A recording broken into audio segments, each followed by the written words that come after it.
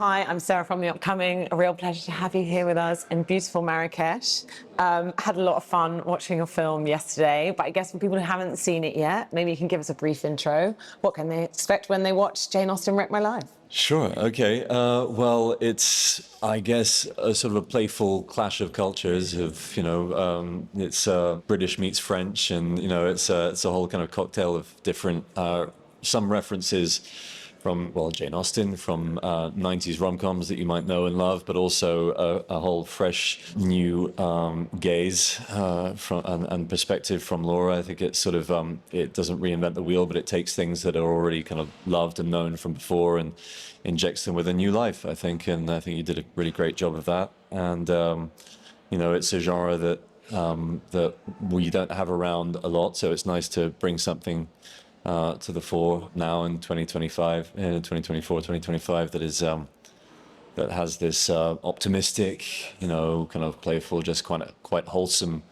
spirit. The person we just talked to before said that the film feels like a hug, and so that's, I think there aren't probably that many films that feel like hugs around in the sort of the independent film sphere. So it's nice to have that niche. And I assume from the beginning you were a massive Jane Austen buff, and I wondered even if that conversation they have, when the car breaks down, it's about to break down between Oliver and Aat, maybe that was you talking, like for people who think Jane Austen is a bit limiting, it's like, no, you're missing something. So what do you think it is about Jane Austen that people keep coming back to, and why did you particularly want to riff on it in your film? The huge discovery for me as a French young girl, when I discovered Jane Austen, I didn't really get the humor first. I think also maybe when you're a teenager, you're also, very serious when it's about love. So I was really there for the love stories. And then I reread Jane Austen when I was in my early 20s. And there I discovered the humor, the wit, and the political side, the feminist side, the way she actually deals with subjects that are still super important nowadays. Of course, we don't need to get married now as women to survive, but the question of how to be free, how to keep freedom within a love story, within a lifetime, actually, I think it's timeless. But the humor really that is what struck me when I reread, because the way she portrays people, certain men but also certain women, the dark humor that she has is absolutely incredible. And so I think reinvented the love story structure, but she also opened the door for people like me, I think, for many people who wanted to write and be entertaining, but also talk about serious things, I think she's a great example for comedy, because you can deal with, grief like in the film. The film is about grief at the end. It's a portrait of a woman who is not going back to life because of her grief, who's carrying this trauma, and she works in a bookshop while she dreams of writing because it's a refuge, but she doesn't take risk, And the film is about this risk, this travel, this going back to her own story and her own ruins, as it will be said by someone in the film. But Jane Austen really opened the door for that, I think, for women writers or storytellers. Mm. And for you, were you sort of more aligned with Oliver in your feeling about Jane Austen, or were you a little bit more sympathetic? Well, I think there wouldn't have been much drama or plot if I'd started as a complete convert and sort of happy with what, the heroine Agat had to say, and we just agreed straight away, just walk off into the sunset. No, there was definitely somewhere to go with, but I think, without giving too much away, I think when he's skeptical about Jane Austen and what Agat's perspective is, it's in a way to sort of test her, resolve and her conviction, and to see how she defends those convictions. Because I think my character is is romantically interested potentially in someone who has the courage of defending her own convictions, and so you can immediately see, hopefully, in my character, that he's pleased to see that she does defend this writer that she believes in. And he challenges that. but yeah, it's I agree with what you said, and I think that that in this story, in our story, what is manifest is it's not just a tale of kind of romantic discovery and depending on finding love and finding the other. It's first and foremost, it's a story of self-realization and about a young woman finding herself and finding her own meaning and her vocation through her writing, and in a way, not that the love story is secondary to that, but it can only happen by virtue of the first thing happening, of that self-realization occurring.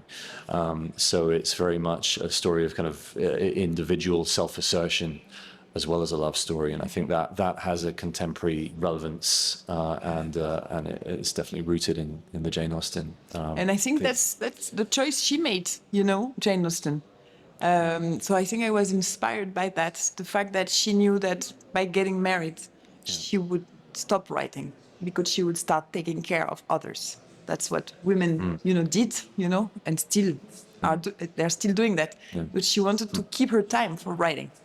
And that, I think, for a woman at this time is fascinating because it's still going on, this question. Yeah. And I think what I love about the film as well is it is sort of, there are all these nods, I think, to the tropes of like the 90s rom-coms. And then I guess even within the niche of adapting kind of traditional works, rom-coms, Bridget Jones' Diary, I mean, I guess not Jane Austen, but 10 Things I Hate About You with Taming of the Shrew. So you're kind of like drawing on those pieces of literature, but then putting a contemporary spin. And then also, even when you were mentioning them, like maybe a bit of Fleabag in there, because of course she's someone who's also dealing with grief. So what were some of the things that you had in mind, and what were the things you're wanting to nod to? Well, I'm very happy you got all these references, and honored that you spoke about the Fleabag, because I mean, she's one of the best writer and performer of our time, I think, Phoebe Waller-Bridge.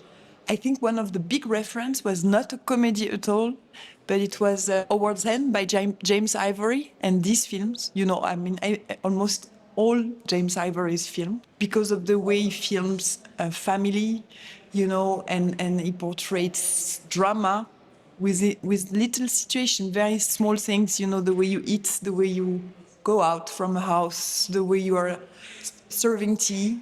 I deeply admire his delicacy, and one of the main reference for the writing was the shop around the corner also. Lubitsch, this drama situation, this tension around a place, and these two people not knowing who they are really.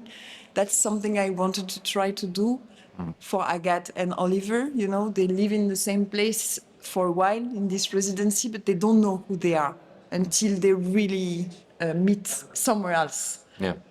They cannot be together while they are in the residency because they are like wearing masks. I mean, I could go on and on and on because I was inspired by so many things. But it's also the power of a location, of a place, of a house. The history of that house that's steeped in sort of family history and literary history. It's that and I think that house when it appears, when we arrive in that location, it has a sort of a catalytic, way of making their relationships develop, and that is true of what you just mentioned, Howard's End and places like that.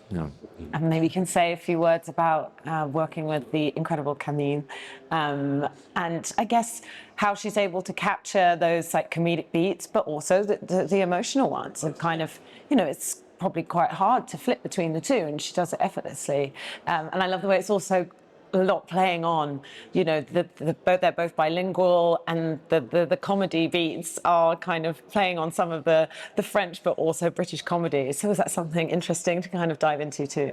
I mean, she carries it, the whole story, and I think it's wonderful because you see her messing so many things up and having so much, so many flaws and imperfections, and all I feel anyway, my heart goes out to her, and I want it to work out, for her when I see her on the screen, and having had the privilege of working with her, obviously we had a great complicity on set, but it's only when I saw the film on the big screen that I really discovered what she did, in those moments that we were together, and also where she was, with Pablo's character and with all the other characters, and on her own. She spends a lot of the film, on her own, seeing her emotions and thoughts being processed, and they carry across so well on the screen. But yeah, she's incredibly truthful. There's so much of her in it, of course, and it's just impossible to see where, where kind of fiction begins and kind of reality ends. And I suppose that's where, the greatest actors shine. I think she's really brilliant in it. Yeah, yeah. Yeah, I think what really moved me with Camille when I met her is that she carried this. She's extremely beautiful and she's not aware of it and she's not playing with it. And she looks like a portrait of the Quattrocento, she could be an Italian painting, really. But she has this clumsiness and this grace that comes together. That is extremely touching. And I think as an audience, when I look at a comedy especially, I love people when they're failing. This is where I love them deeply. And she can fail graciously, over and over again. So I think that's the most, when I met Camille, for example, we had a drink somewhere in Paris and she ordered a beer and French fries. And when she saw me, she was probably a bit, tense, anxious. When she saw me, she stood up and the beer fell in the fries, who fell on the ground. And I was like, oh my goodness, this is the character. Like, what do you want? Yeah. And she's taller than me, and she has this way of occupying the space that I never seen anywhere else. Really, she's a physical actress that can, feel at ease by getting naked and scream and as much as being in a very intellectual, discourse, and so she can do pretty much everything. Yeah, and I think there's nothing sort of, like you say, she's sort of unaware of her beauty. I think that's true. There's nothing coquettish about her, or that sort of seeks to pander to the male gaze of female behavior. I suppose, she's very much, she's just her own independent self. And I suppose what I recognized in her, what we both have is, as a lot of actors have, this kind of childish side. But for both of us, we're both actually quite introverted. And what I find, one reason that we related quite well and that we got on very well as friends is that we were very comfortable being quiet around each other, just sitting around on set and just not saying much, but occasionally coming up with a really silly joke and just laughing about like kids. And so, yeah, I think the fact that we got on that level helped us to then find that romance, because we talked a lot about our private lives, about our respective loves and kind of emotions and things outside of work, and that helped, I think. Yeah. I'm less out of time, but finally, in terms of the takeaways, first and foremost, I do think when you say that the reviewer said it's like having a hug. There is something incredibly comforting about these films, and I think that is because even though there is cynicism there about modern day dating, I don't want to be like it's Uber, trying to find a connection with someone, because it's really going back to this idea of, maybe to hold out hope and still stay romantic, despite the fact that the world around us can feel like a very cynical place. Everything pushes us to not be. Yeah. So what do you hope that people will take from the film? Well, I do hope that this film gives a desire to read more and to fall in love, of course. But I think the most important thing, it's when, this scene in the film where the Bess, who is like owning the residency, she talks about this small, forgotten gesture of love that surround us, and we have a tendency to forget it or to not even see it. So I hope that this film shows that tenderness is everything, actually.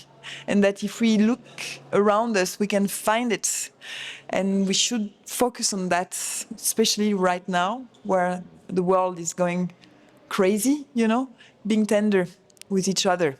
That would be the the main thing I would like to transmit with this film. And we were mentioning on the carpet, knowing that Luca Guadagnino and Jacob Elordi and the whole jury were sat in that cinema watching the film. What did that mean to you?